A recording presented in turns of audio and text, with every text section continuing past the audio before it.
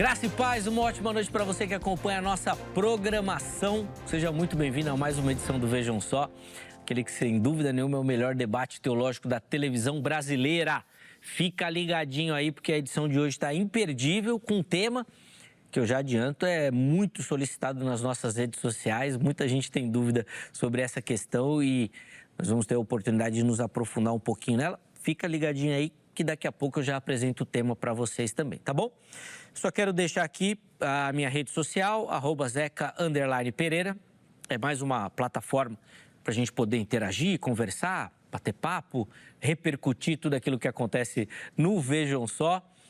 E por lá também, muita gente manda a dúvida que nós vamos tratar na noite de hoje. Eu fico esperando a sua resposta e contribuição por lá também. Tá bom? Deixa eu apresentar então os nossos convidados de hoje e aí a gente já começa a nossa conversa. É com muita alegria que nós recebemos novamente aqui nos nossos estúdios o reverendo Ronaldo Vasconcelos. Ele que é ministro da Igreja Presbiteriana do Brasil e aceitou gentilmente o nosso convite. Reverendo Ronaldo, graça e paz, uma ótima noite. Obrigado por aceitar o nosso convite. Seja muito bem-vindo novamente ao Vejam Só, meu irmão. Muito obrigado, graça e paz. É um privilégio estar por aqui de novo e poder participar de ajudar os nossos ouvintes a esclarecer esse assunto que tem suas complexidades, não é? Sem dúvida, sem dúvida. Bom, antes da gente entrar na polêmica, e sempre que tem polêmica aqui, aliás, o pessoal lembra muito do seu nome, viu, Ronaldo, nas nossas redes sociais, falou que chama o Ronaldo para defender o calvinismo. Não, os calvinistas... O pessoal lembra muito de você lá e por isso que a gente agradece a sua atenção com o programa também e os nossos telespectadores vão comemorar. Vamos passar as informações da igreja? Sim. Por favor. Pela graça de Deus, nós estamos plantando uma igreja na Zona Norte de São Paulo, ali na região de Santana. Hoje nós nos reunimos no edifício K1 aos domingos, sendo a escola dominical às 9 horas, coffee break às 10 horas e 10h30 o nosso culto. O edifício K1 fica ali na rua Conselheiro Saraiva, número 207, lá no bairro de Santana, pertinho do metrô.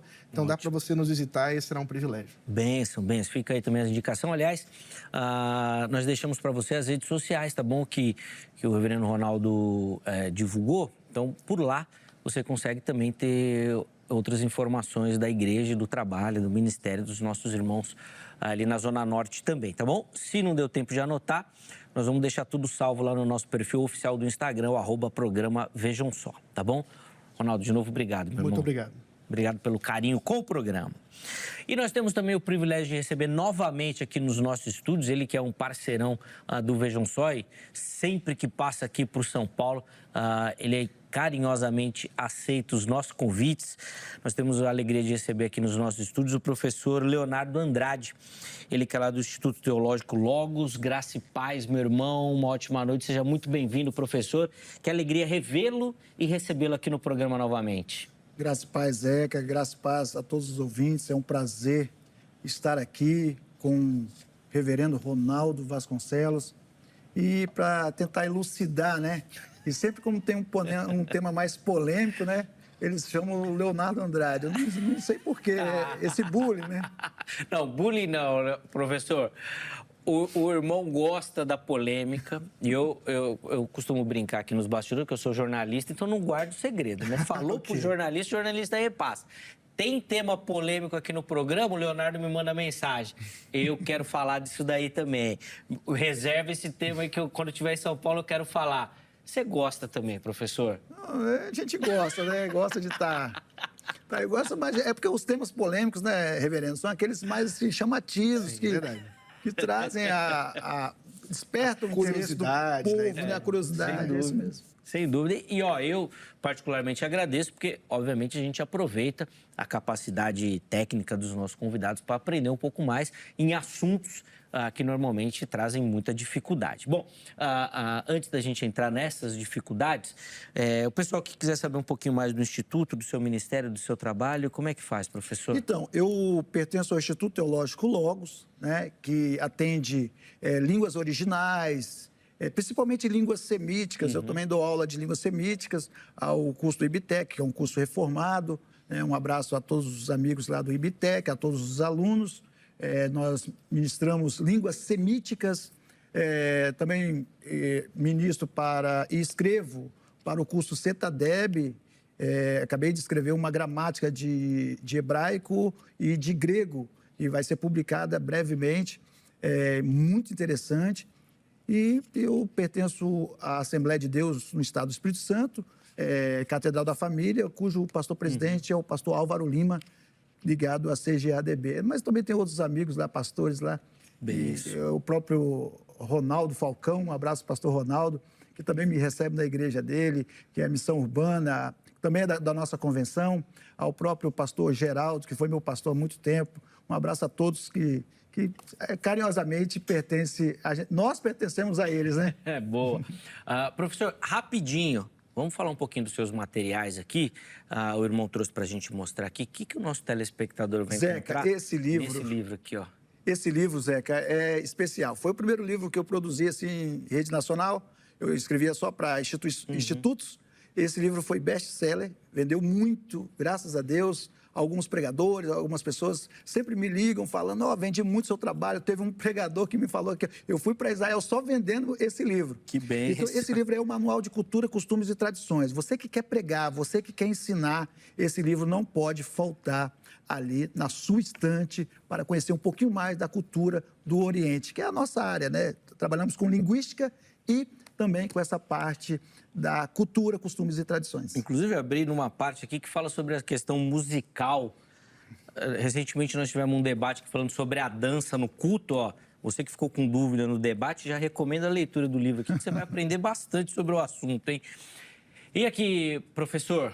Esse livro eu lancei em dezembro de 2025, é Corban, o poder da aproximação. A palavra Corban é a mesma palavra para oferta, mas a estrutura dela significa aproximar. Então, quando você dá o seu dízimo, oferta, votos e primícias, você está aproximando de Deus. Então, todo aquele pastor que necessita de um conhecimento a mais sobre dízimo, ofertas, votos e primícias, deve adquirir essa obra aí que ficou fantástica também e relacionado à cultura, costumes e tradições, né? Bem, isso. Bom, ficam aí as indicações. Se você tiver interesse, é só mandar uma mensagem nas redes sociais, né? Ou pelo contato que o professor Leonardo divulgou, para que você possa ter acesso também a esses materiais. A gente vai deixar tudo salvo no nosso perfil oficial do Instagram, @programa Vejam Só. Vamos rodar a nossa matéria que vai apresentar o tema que nós vamos debater na noite de hoje. Na sequência, a gente volta para começar a nossa conversa. Vejam só. Imagine receber uma carta há quase 2000 anos atrás, cheias de símbolos, visões impressionantes, bestas, dragões, anjos e várias profecias sobre o final dos tempos. E no meio dessas profecias, um número chama a atenção: 144 mil indivíduos. Mas quem serão essas pessoas? Serão exatamente 144 mil indivíduos? Um grupo exclusivo? Judeus convertidos? A igreja? Ou um número simbólico que representa o povo de Deus? No livro de Apocalipse, João escreve: "E ouvi o número dos assinalados, 144 mil, de todas as tribos dos filhos de Israel." A partir dessa declaração, começa uma das discussões mais conhecidas da escatologia bíblica. Alguns defendem que os 144 mil são judeus literais, separados por Deus durante a grande tribulação para uma missão específica. Outros entendem que o número possui um significado simbólico e representa a totalidade do povo de Deus, formado por judeus e gentios. Mas as perguntas não param por aí. Por que João menciona exatamente 12 mil de cada tribo? E por que a lista de João é diferente das listas do Antigo Testamento? E por que simplesmente algumas tribos não aparecem na fala de João? São detalhes pequenos, mas que podem mudar completamente a interpretação do texto. E existe ainda uma questão que torna o texto ainda mais intrigante. Depois de ouvir o número dos 144 mil, João diz: "Depois destas coisas vi, e eis uma grande multidão que ninguém podia contar, de todas as nações, tribos, povos e línguas." Seriam dois grupos diferentes? Ou João está vendo o mesmo povo de Deus por perspectivas diferentes? E quanto mais avançamos no texto, mais questões aparecem. No capítulo 14, João volta a mencionar os 144 mil. Dessa vez, eles aparecem com um cordeiro sobre o monte Sião. Olhei e eis o cordeiro em pé sobre o monte Sião, e com ele 144 mil. Quem são eles? Por que foram escolhidos? E por que recebem uma descrição tão específica? E talvez aqui seja o maior desafio. Não basta perguntar quem são os 144 mil. É preciso saber como interpretar o Apocalipse. Afinal, quando João usa o número 144 mil, ele está sendo literal ou ele está usando os números de forma simbólica? Homens profundamente comprometidos com as Escrituras chegaram a conclusões diferentes. E isso mostra que essa discussão vai muito além de curiosidade ou especulação. Ela envolve a relação entre Israel e a Igreja, a grande tribulação, o significado dos números, a linguagem simbólica do Apocalipse e os próprios princípios de interpretação das profecias bíblicas. E a pergunta permanece: quem são, afinal, os 144 mil de Apocalipse? É sobre isso que nós vamos falar hoje. Está começando mais um Vejam Só. Muito bom, tá aí então o tema, né? E hoje nós vamos entrar nesse assunto polêmico, os 144 mil que são apresentados lá no texto de Apocalipse. Você já conhece o nosso formato, os meus convidados, ainda que de maneira introdutória, vão apresentar a ideia e a tese que eles vão defender durante o programa. Na sequência, eu abro a enquete para sua participação também, e aí a gente começa a nossa conversa. O reverendo Ronaldo vai ter a honra de iniciar a conversa. Na sequência, o professor Leonardo também vai dar a visão dele e a resposta dele para o tema. Reverendo Ronaldo, quem são os 144 mil do Apocalipse? Muito bem. Bom, esse é um assunto que traz curiosidade para os nossos ouvintes, muito mais por causa dos tempos que nós vivemos, dentro da expectativa da igreja, da história da igreja. Esse é um assunto que tem despertado interesse mais recentemente.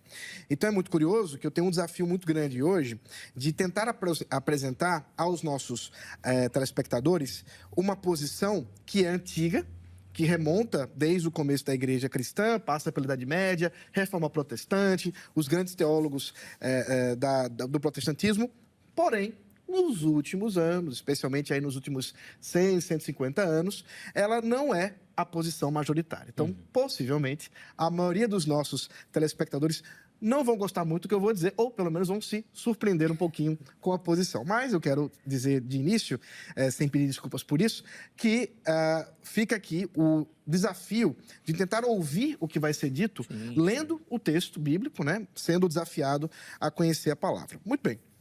A minha posição, que é conhecida como posição amilenista, ela tem esse nome não porque não creia exatamente no milênio, mas porque entende que a expressão milênio, né, 1000 anos, não somente ela, mas o livro de Apocalipse, ele é simbólico. É um texto que foi escrito pelo apóstolo João e que dá nome a uma literatura muito específica da época, e que antecede também aquela época, e que é profética, portanto, trata de questões da ordem do futuro, mas também do passado e do presente de João. Como também usa do recurso da simbologia. Uma simbologia que, no caso de João, é uma herança muito forte do Antigo Testamento. Então, ele usa dos recursos do Antigo Testamento para falar do Novo. E é por isso que pensar nos 144 mil envolve, na verdade, pensar lá nas 12 tribos. Sim. E quando, portanto, a gente percebe a relação das 12 tribos com também a escolha de Jesus Cristo pelos apóstolos, ou dos apóstolos, os 12 apóstolos, e o número 1000, a gente consegue ver aí umas associações múltiplas. E, portanto, naquilo que a gente observa do texto, e para resumir bem a ideia, os 144 mil correspondem nada mais do que um número simbólico daquilo que são os eleitos de Deus. Aqueles que o Senhor, ao longo da história da igreja, escolheu para serem o seu povo, aqueles que têm a marca de Cristo. E estes que têm a marca de Cristo não têm a marca da besta. E é exatamente essa marca que está na fronte deles, que obviamente é simbólica, que confirma serem eles os filhos de Deus, os eleitos de Deus, o povo de Deus. Perfeito. Vamos lá, professor Leonardo. Quero te ouvir também e Depois. entender a posição que o irmão vai defender aqui pra gente. Depois dessa introdução fica até complicado, né? Então, nós temos que... Foi o que o Ronaldo falou. A maioria, eu imagino que vai com o irmão. Isso. E aí, apesar do Ronaldo ter ido muito bem e apresentado muito bem, já começa com o pé atrás, né? começa Todo mundo negativo. já começa com o pé... Exatamente, todo mundo já começa com o pé atrás, né? Uhum. Vamos lá. Então, Zeca, nós, como pré-tribulacionistas, futuristas, acreditamos que aqui se trata de algo literal, algo relacionado totalmente a Israel. E isso nós podemos ver claramente no próprio texto. Quando eu leio aqui no 7, versículo 4, e eu vi o número dos assinalados, e eram 144 mil assinalados, de todas as tribos dos filhos de Israel. Esse de aqui é um indicativo de genitivo no grego. E de quem? De Israel. Então, isso aqui é um forte indício de que se trata de Israel no sentido mais prático e mais literal possível. Quando nós estudamos aquilo que é a literatura, e entendemos um pouquinho de que se trata a literatura, se ela está sendo alegórica, se ela está sendo literal. Da mesma forma no Antigo Testamento, né? Você tem as formas judaicas, eu estudei no judaísmo, nós temos aquele pechat, que é o literal, aí tem remes, alegoria, você tem o drash, concordância, e tem o sod, que é o nível máximo, né? Os judeus acreditam que a gente não consegue, mas nós, através do Espírito Santo, já adquirimos isso. Então, eu acredito que aqui seja esse nível, né? Esse nível literal, totalmente literal, aonde corresponde, e o próprio texto nos responde e ele esclarece isso.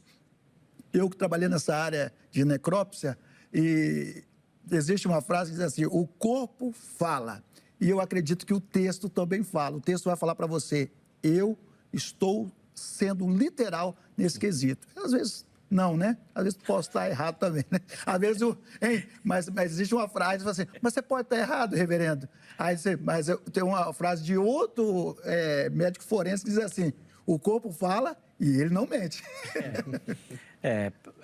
Bom, é sempre uma busca difícil, né? É uma busca difícil. O corpo fala mesmo, né? E não mente. Às vezes a gente que não consegue ouvir direito ou interpreta errado o que ele está dizendo, né? Verdade. Então é sempre complexo. Mas é óbvio que, com todo respeito, os nossos convidados, ainda que em posições distintas, vão apresentando os seus argumentos. E é como eu digo sempre, a ideia aqui não é que haja um vencedor. Mas a ideia é que forneça e abasteça você com conhecimento, com argumentos, para que, através da ação sobrenatural do Espírito Santo, você possa ser conduzido e tenha o seu entendimento clareado sobre as questões mais difíceis do texto sagrado, tá? Então, antes da gente continuar aqui a conversa, abri rapidinho para você a nossa enquete, @programa Vejam Só. Acessa lá o nosso perfil do Instagram, que além de toda a comunicação com o programa, você vai encontrar as nossas enquetes. A enquete de hoje lá é a seguinte. Vamos ver o que a produção preparou. Tá aí, ó. Quem são os 144 mil de Apocalipse, né? É a mesma pergunta do tema do programa. Primeira opção, Israel literal. Segunda opção, um grupo simbólico. A terceira opção, a mais famosa, aquela que eu imagino que vai ganhar a enquete, o não sei. Porque aí é com justiça, o cara vai responder com justiça. Não sabe porque é difícil mesmo. Mas, vamos lá, quero ouvir a sua opinião também. No final do programa a gente volta para a enquete. Reverendo Ronaldo, vou devolver a palavra ao irmão, já com as observações do professor Leonardo também. Tranquilo. Sobre a visão dele, por favor. Tá bom. Muito bem. O que nós observamos no texto, de fato, que fala, são algumas coisas curiosas. Como eu já havia dito anteriormente, o livro de Apocalipse é um livro desafiador.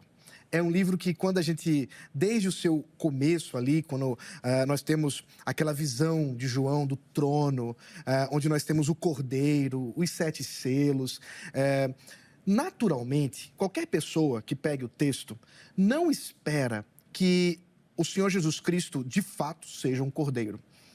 Isso, inclusive, seria até um tanto absurdo pensar nesse sentido. Trata-se de um homem, Deus. E, portanto, nós não adoramos a um cordeiro. Porém, ele é, no livro, simbolizado como cordeiro. Ele também, né, tem o livro outros simbolismos. Satanás como um dragão, a antiga serpente, como é descrita também em Apocalipse.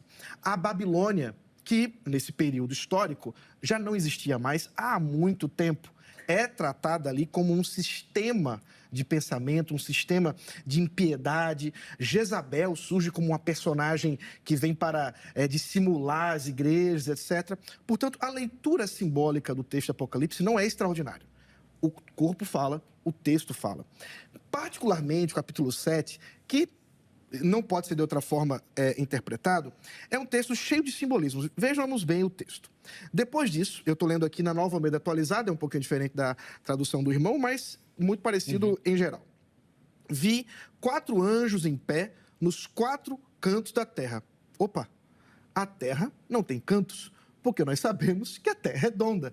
É óbvio que isso aqui se trata de um simbolismo. Trata-se de uma representação de domínio e soberania de Deus, aqui apresentada pelo meio dos anjos. Segurando os 4 ventos da terra, para que nenhum vento soprasse sobre a terra. Novamente, simbolismo. Por quê?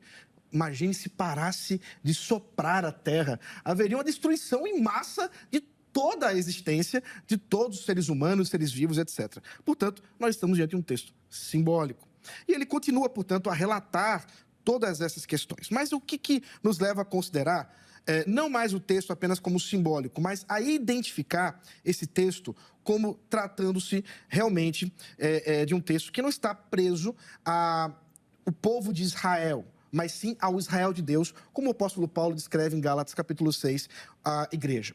Então, nós temos aqui, por exemplo, a curiosidade que a descrição das tribos não é normal. Primeira coisa, nós temos Judá como primazia, quando que, na verdade, ele não é o primogênito, mas Cristo é da tribo de Judá. E ele está aqui em primeiro lugar exatamente porque isso aqui é uma visão cristocêntrica do povo de Deus. E é por isso que nós vamos ter aqui a ausência de algumas tribos, a ausência de Dan e a ausência da tribo de Efraim. E a menção de José, a tribo de José, como uma tribo que é aqui descrita, quando ela não é descrita no Antigo Testamento como tribo, mas sim Efraim e Manassés, que são seus filhos. Portanto, não é uma visão, e João está vendo isso, para ser interpretada como uma descrição dos 144 mil que estarão ali, filhos de Israel, étnico, mas sim uma visão simbólica que descreve a respeito daqueles que são o povo de Deus. Isso está aqui no capítulo 7, mas também no capítulo 14, que não dá para a gente ler o 7 sem ler o 14, porque volta a falar dos 144 mil, agora no versículo 1, quando diz: olhei e eis o cordeiro estava em pé sobre o monte Sião. Com ele estavam 144 mil, que tinham escrito na testa o nome do cordeiro e o nome de seu pai. Ouvi uma voz do céu, como o som de muitas águas, como o som de forte trovão. A voz que ouvi era como de arpistas, quando tocam as suas harpas. Entoavam um cântico novo diante do trono, diante dos 4 seres viventes e dos anciãos. E ninguém podia aprender o cântico. Portanto, aqui nós temos, de fato, a descrição do povo de Deus, adorando ao Cordeiro no trono. Eu tenho mais coisa para dizer, mas eu vou parar para dar chance do irmão poder responder. Afinal de contas, trata-se de um texto complexo. Nossa, vamos parte por parte, assim como um anatomista vê o corpo. Estou adorando que vocês estão entrando nas mesmas ilustrações. Nas mesmas ilustrações. Bom, vamos lá, professor Leonardo, quero te ouvir agora. É interessante que o reverendo falou que vai me dar uma chance, porque tá brabo. Vamos lá. É que ele tem a convicção e a certeza dos argumentos, né? Não, mas eu gostei, sabe por quê, Zeca? Porque, dado o início do argumento do reverendo, ele fez uma citação e eu pensei que ele não ia chegar a um denominador comum, porque simbolismo há em toda a Escritura, né? A Escritura ela é repleta de simbolismo, isso é normal. Mas nós temos que saber que o simbolismo ele remete a algo ou a alguém. Mas quando o irmão falou igreja, aí eu entendi. Então, aí que parte para o debate. Mas para solucionar algumas coisas, igual quando fala cantos, né, os 4 cantos. Claro que a Terra não tem 4 cantos, isso aí é numerátil, né? A gente sabe que numerátil é a mesma coisa de merisma no Antigo Testamento, é 2 palavras que significam um total, uma extensão. Então, eu posso citar isso como um simbolismo, mas isso tem um nome, uma nomenclatura, tá? E isso significa a sua totalidade. Quando eu leio aqui, principalmente na parte grega, que diz assim, ekpates, filês, ruion, Israel.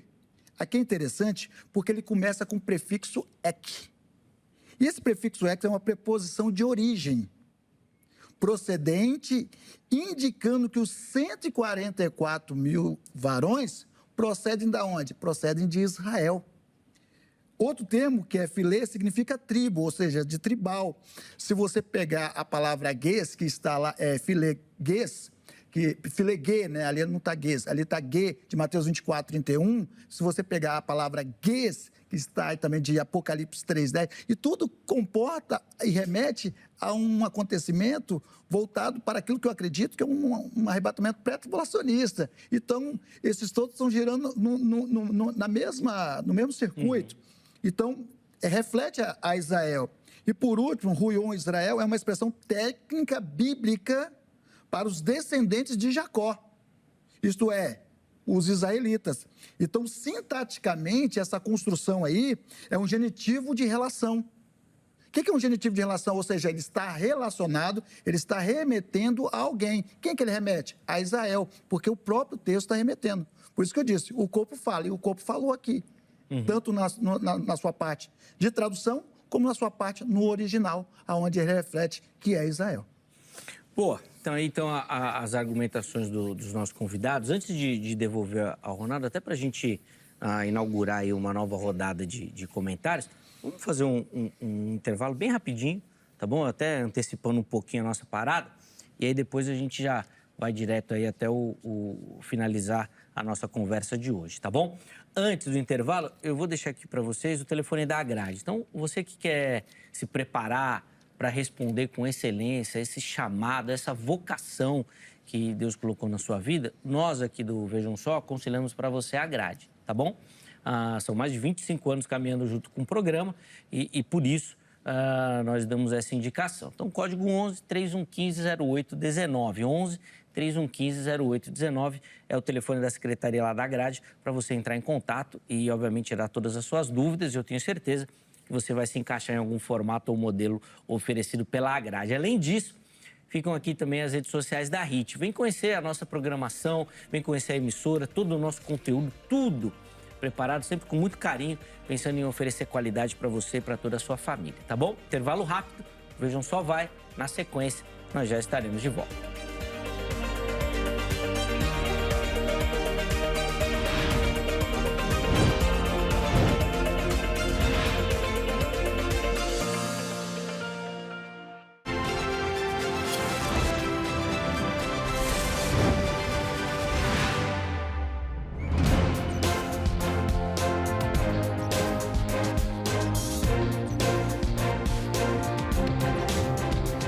Muito bom, já estamos de volta com o Vejam Só, depois desse intervalo bem rapidinho na nossa conversa, hoje falando sobre os 144 mil lá do texto de Apocalipse. Recebendo nos nossos estúdios o reverendo Ronaldo Vasconcelos, o professor Leonardo Andrade, que tem, ou já no primeiro bloco, nos ajudando, né, nessa caminhada aí com as argumentações, e agora nós vamos andar mais um pouquinho, né, caminhar mais um pouquinho. Reverendo Ronaldo, nós vamos começar com o irmão bloco. Nós finalizamos o último bloco com a fala do professor Leonardo e ele, eu acho que até pela área que ele defende e atua melhor, ele ofereceu um argumento gramatical, então, para sustentar a fala dele ou a tese dele. Quero te ouvir sobre, por favor. Claro. Então, a gramática pouco ajuda aqui. Por quê? Porque tratar o texto apenas no que se refere às expressões gregas para apontar a Israel, eu não estou questionando aqui, de fato é Israel. Mas que Israel nós estamos falando? Será que é possível pensar no Israel sem ser o étnico? Com certeza. Nós temos o apóstolo Paulo em várias de suas cartas apresentando e dizendo que, por exemplo, o verdadeiro Israel é aquele que não é o circuncidado fisicamente, mas aquele que é circuncidado no coração, o verdadeiro filho de Abraão não é aquele que simplesmente vem em sua descendência física, isto é, por meio da operação da natureza, mas sim por meio da ação do Espírito Santo. Portanto, a linguagem aqui simbólica usada por João não é estranha às Escrituras e muito menos ao próprio autor João. Agora, veja a beleza do texto em termos de literatura, tá? Olha como João trabalha em termos de pares. Por exemplo, no capítulo 5, o apóstolo João, escrevendo ainda Apocalipse, ele diz o seguinte, que enquanto ele via ali o trono e havia aquele livro que não podia, né, ser aberto, ele ouve o anjo dizendo o seguinte, olha que interessante. Então, um dos anciãos, desculpa, anjo não, um ancião, é o versículo 5 do capítulo 5. Então, um dos anciãos me disse, não chore, eis que o leão da tribo de Judá, raiz de Davi, venceu para quebrar os 7 selos e abrir o livro. Versículo 6. Então vi, no meio do trono, dos 4 seres viventes, e entre os anciãos, em pé, um cordeiro. Ele ouve que há um leão, mas ele vê um cordeiro. A ideia de pares é a mesma coisa que vai acontecer aqui no capítulo 7. Eu queria que o nosso ouvinte, o nosso telespectador, percebesse a beleza literária aqui. Quando ele diz assim, então, ouvi, versículo 4 do capítulo 7, desculpe. Capítulo 7, versículo 4 agora. Então, ouvi o número dos que foram marcados com o selo. Ouvi. Agora veja, versículo 9. É isso? 9. Depois dessas coisas, vi, e eis grande multidão, que ninguém podia contar, de todas as nações, tribos, povos e línguas, em pé, diante do trono e diante do cordeiro, vestidos de vestes brancas, com ramos de palmeira nas mãos. É a mesma referência, com uma simbologia distinta. Por que nós temos aqui, mais uma vez, João vendo e ouvindo a mesma coisa, mas com títulos diferentes. E a mesma referência nós encontramos lá no capítulo 14, daqueles que estão no trono, que é referência à multidão. Os 144 mil, que é um número simbólico, aponta para essa grande multidão que não se pode contar, mas que são exatamente os eleitos de Deus. Boa. Professor Leonardo, eu vou pedir os seus comentários e o irmão também é da área de letras, né? O Reverendo Ronaldo tem desde o começo, né, falado muito dessa questão literária, né? E apresentado essa questão da literatura apocalíptica como a base para a argumentação dele, agora até dando um exemplo mais claro dessa questão aí de como o texto trabalha com essas referências e que, às vezes, a literalidade escapa ou é impossível de ser aplicada. Quero te ouvir. Então, agora melhorou, porque agora ele entrou na parte que eu separei aqui, que eu escrevi, que é a questão de coesão, coerência textual, que é a parte dele, né? Isso aí é responsabilidade dele, né? Não é minha responsabilidade. Existe algo que nós chamamos, dentro dessa parte discursiva, também da análise do discurso, que é a delimitação referencial. E a delimitação referencial, ela vai fazer menção, o versículo 5 ao 8, enumera as tribos, né? Tem Judá, Rúben, tem Gade, Azer, Naftali, Manassés, Simeão, Issacar, Levi, Zebulon, né? E tem José e Benjamim. Então, essa enumeração individualizada é um forte argumento para a minha proposta. Se João ele quisesse simplesmente dizer igreja, ele tinha usado ali essa palavra igreja. Então, ele não usou. Então, como ele não usou, nós chamamos isso, é um recurso, com certeza o professor ele vai saber disso, é aquilo que nós chamamos de delimitação referencial, ou seja, ele delimitou o referente na qual ele estava querendo dizer. Quando ele fala sobre palmas, esse, para mim, é assim, com todo respeito, assim, é apenas uma expressão retórica, não querendo ser invasivo, mas é um checkmate no texto. Porque palmas ali, ele reflete o quê? A Israel. Sempre palmas vai ter uma referência a Israel. Tem um tempo, né? Tem. Essa questão de palmas é muito interessante porque ela reflete, primeiro, na genealogia de Jesus. Capítulo 1 de Mateus, vamos ver se eu lembro, né? Capítulo 1, essas são as gerações de Jesus, filho de Davi, filho de Abraão. Abraão gerou a Jacó, gerou a Isaac, Isaac gerou a Jacó, Jacó gerou a Judá e seus irmãos. Aí gerou os gêmeos de Judá com Tamar, Pérez e Esrom, aí vai dando continuidade. E Tamar, para quem não sabe, significa tamareira, daqui vem a palavra tamareira, que é essas palmas aí que está se referindo. Quando eles falam lá na entrada triunfal de Jesus, Baruch haba Shem Adonai, eles não é palmeira que eles estão balançando propriamente, é tamareira, porque é uma alusão que ele é da genealogia de Davi, por isso que ele é Meler, ele é rei. E aqui é a mesma coisa, tanto numa reflexão de algo voltado, se eu não me engano, Levítico 23, 40, se eu não me engano é isso, 23, 40, ele vai falar sobre a festa de tabernáculos. E na festa de tabernáculos, o que eles faziam? Eles abanavam o lulav, dentre outras coisas, o lulav, que seria as palmas. Então, é a festa das palmas. Existe uma festa também israelita chamada, que é a coroação do Mashiach, que acontecia no primeiro mês, no sétimo mês, no primeiro dia. E o que eles faziam? Eles abanavam ali as palmeiras, que seriam as tamareiras. Então, todo indício aqui, todo indicativo aqui é de um Israel, e um Israel literal, não propriamente igreja.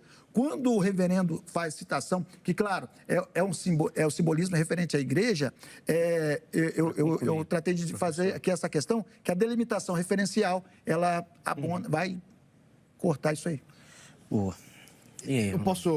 Eu fiquei um pouco confuso, só para esclarecer um aspecto do seu argumento.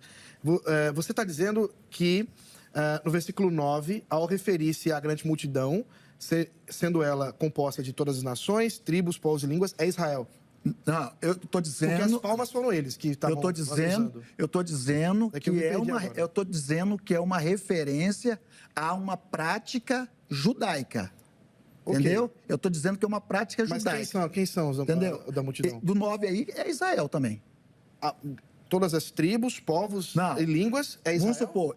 Não, mas aí é todos os povos, tribos e nações estão juntos aí. Israel está aí no meio. Mas aí tem todas as tribos. O texto é claro, o texto está nos informando. Porque aí é todos os povos, tribos e nações. Israel está no meio desses povos, tribos e nações. Isso concordamos. Então, é o meu ponto esse, inclusive. Então, aí a gente concordou, já podemos ir embora. Porque o que acontece? Não. Se está todo mundo junto, sejam gentios e judeus... Não. Porque o assunto aqui é os 144 mil varões. Os 144 mil varões não são esses especificados que estão aí. Por que não? Por que não? Porque não, por que não, Zequinha? Olha só. Não tem como. Depois vamos lá. Então vamos lá. Algumas perguntas para o irmão. Eu vou apresentar um argumento sólido, que é um método comparativo entre a grande multidão e os 144 mil varões. Quando nós falamos ali que o versículo 9 se trata de Israel também, porque eles estão, e a grande multidão junto, porque eles estão celebrando uma prática judaica ali, em reconhecimento à coroação do Mashiach. Sem dúvida, porque João é judeu. Sim. Deixa ele colocar as perguntas, aí quando voltar a fala, professor, daí o irmão já coloca essas questões também. Vamos lá. Então, só para coordenar aqui o ponto. Bom, vamos lá.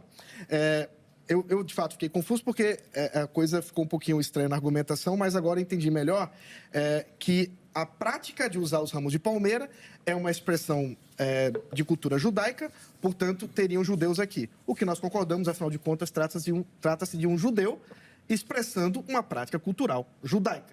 Mas, claramente, o texto está falando de pessoas que são além de judeus, porque está dizendo de povos, línguas, tribos e nações distintas. Tudo bem. Minha argumentação, que não foi bem refutada, refere-se aos paralelos entre ouvir e ver. Isso não foi comentado pelo irmão. Mas há algumas questões para serem trabalhadas aqui com o próprio problema mencionado com respeito à delimitação referencial que foi mencionada, que é a questão referente, por exemplo, à distinção entre a tribo de José e a tribo de Manassés, considerando que Manassés era filho de José. Como a gente distingue isso?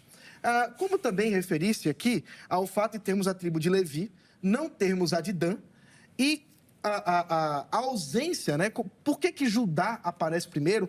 Essas ausências, como explicar a organização dessas tribos, se elas são tão literais e delimitadas exatamente? E tem um problema ainda maior. Esse período histórico, as tribos que nós estamos vendo aqui, elas já não eram mais tratadas como eram outrora.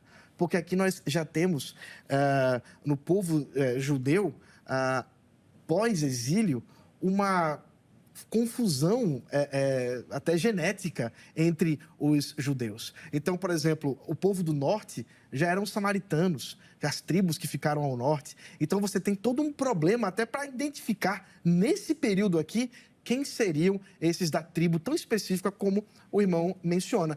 O que, na verdade, nos leva a crer que João está apenas usando dos recursos da época, de genealogias do Antigo Testamento, e o número tão importante, tão valioso da igreja, que é o número 12. 12 tribos, 12 apóstolos e 1000, que é exatamente a ideia de completitude. Um claro uso simbólico de números. Sim, uso do simbolismo, das ideias e tal, né? Vamos lá. Eu apontei dois argumentos aqui que são fatídicos, né? A relação do capítulo, do versículo 9, essa relação cultural, o ek, né, o genitivo de origem, que eu até anotei aqui, genitivo de relação, genitivo relacionado. Apontei essa questão da delimitação referencial, o irmão não comentou ainda, mas aqui nós podemos fazer uma distinção entre os 144 mil varões e a grande multidão. Os 144 mil, nós temos ouvir o número, né, o 7,4, ouvir o número. Já a grande multidão, olhei e eis. Então, se você quiser comentar depois, você pode comentar. Não tem a mesma coordenação sintática, nem palavra. De palavra não tem poder, né?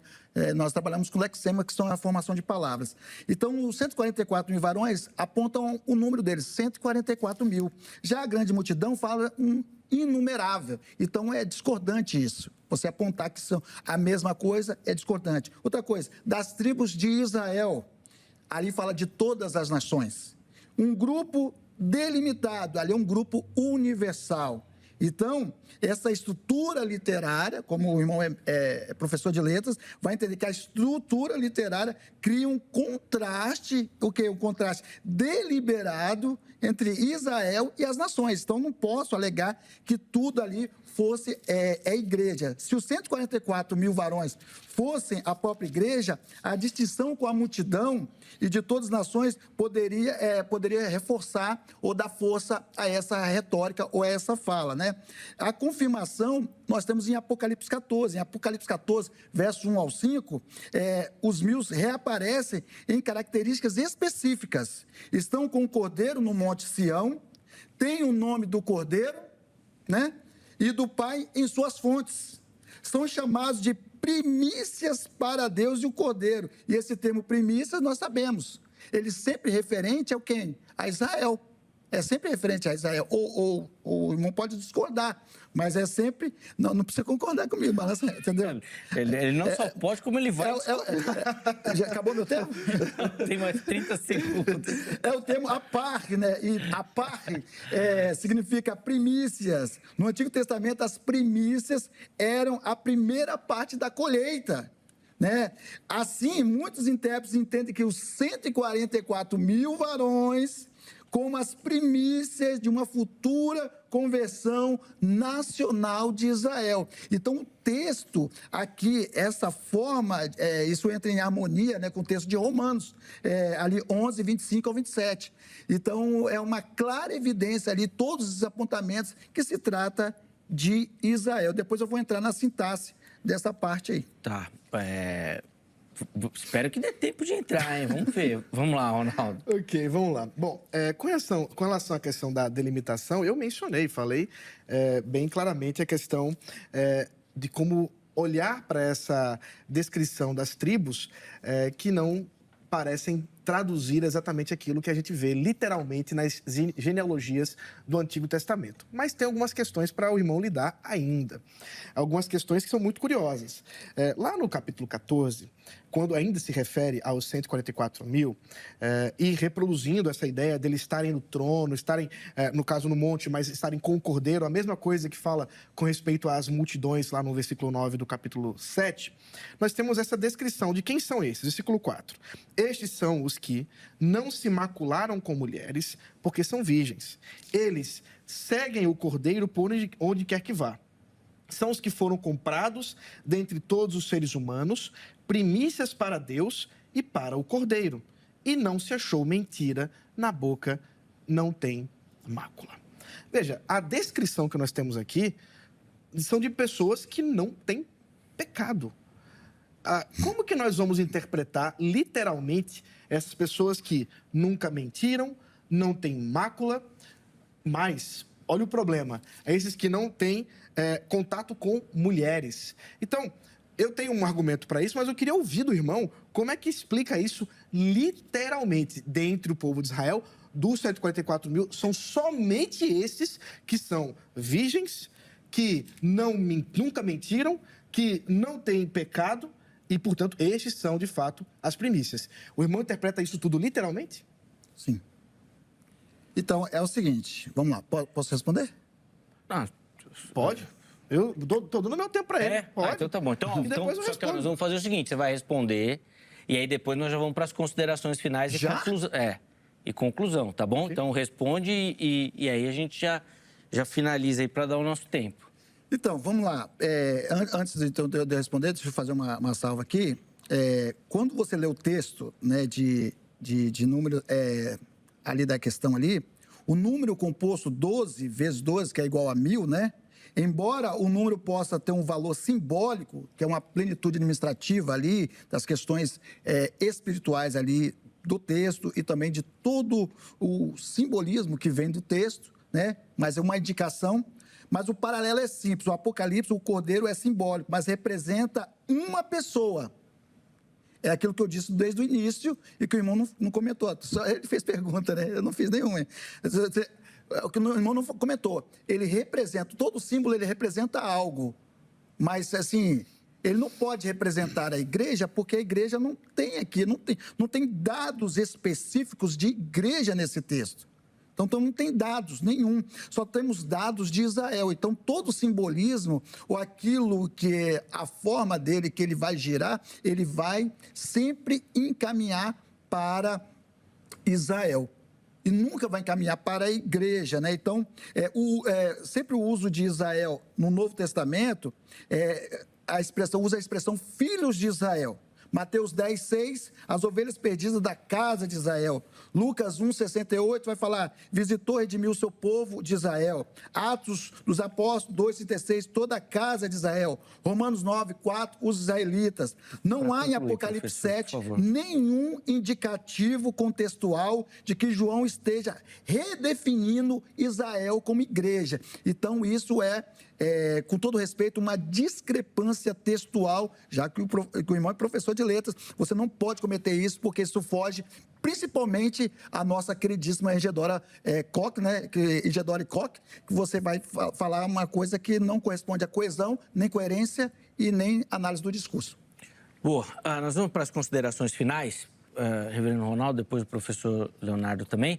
Um minutinho para a gente poder encerrar, concluir e tentar fechar o assunto, né? Se é que é possível isso. Em um minuto, vamos lá.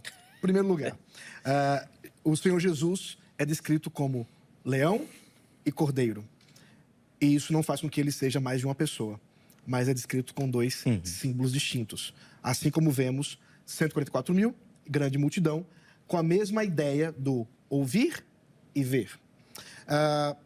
não faz muito sentido pensar, como eu fiz as perguntas aqui, que o povo que aqui é mencionado como aqueles que não têm contato com mulheres, que não mentiram, que não têm mácula, sejam tratados de forma literal. Eu perguntei ao irmão, o irmão não conseguiu explicar isso aí. Pelo contrário, é claro que trata-se aqui daqueles que foram lavados pelo sangue do Cordeiro, foram redimidos, foram salvos, pertencem àqueles que são os eleitos de Deus e, portanto, não há aqui povos distintos de Deus. Deus tem um povo só e este povo é salvo e remido pelo mesmo Cordeiro, o mesmo Leão, o mesmo Salvador, Jesus Cristo, o Rei. E é este, portanto, que toda a igreja adora. Amém. Obrigado, Reverendo Ronaldo, pelo carinho, pela atenção aqui com o Vejam Só. Sempre uma alegria recebê-lo por aqui. Deus abençoe. Para você que nos acompanha, os contatos que foram disponibilizados pelo nosso irmão estão à sua disposição no nosso perfil oficial do Instagram, tá bom? Professor Leonardo, um minutinho aí também, considerações finais, por favor. Vamos lá. Primeiro, só uma objeção. Não conseguiu, não. Não é questão de eu não conseguir te responder. A questão é a seguinte, vamos supor, não contaminou com mulheres. Nós temos o exemplo na modernidade, os próprios padres fazem isso. Eu não posso agir de genérica. Não, mas tem alguns que não conseguem. Sim, tem alguns que não conseguem. Isso é celibato, isso é normal, entendeu? Dentre outras coisas. Então eu não posso afligir ao texto algo que não me compete. Gálatas 6,16 é frequentemente citado nessa questão, nesse debate, dizendo que Israel é o Israel de Deus, né? Como igreja. Isso não autoriza, como irmão professor de letras, não autoriza automaticamente aplicar isso ao texto de Apocalipse. Isso é um erro de coesão, coerência textual.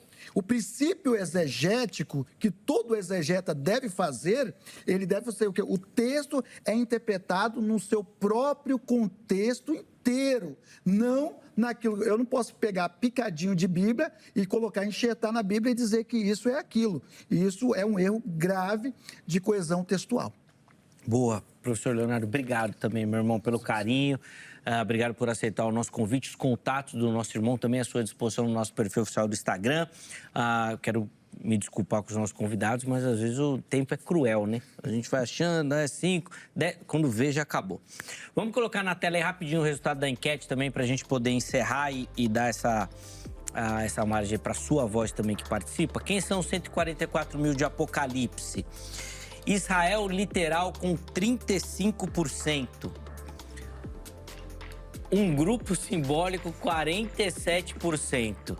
E não sei 18%. Rapaz, só os amilenistas que estavam assistindo o programa aí, não é possível. Acho que eles fizeram um grupo no WhatsApp, Não, eu acho que o reverendo, ele... lá, porque, rapaz, isso daí, essa enquete aí, é só que não Vejam Só que você vê isso daí. Colocou a igreja dele para participar, né? Tá certo, tá certo. E se fez isso, fez bem. Fez bem. Fez certo. Obrigado a todo mundo que votou, que participou. Obrigado pelo carinho da audiência. Amanhã, se Deus permitir, nós estaremos de volta com mais um Vejam Só. Um forte abraço e até a próxima.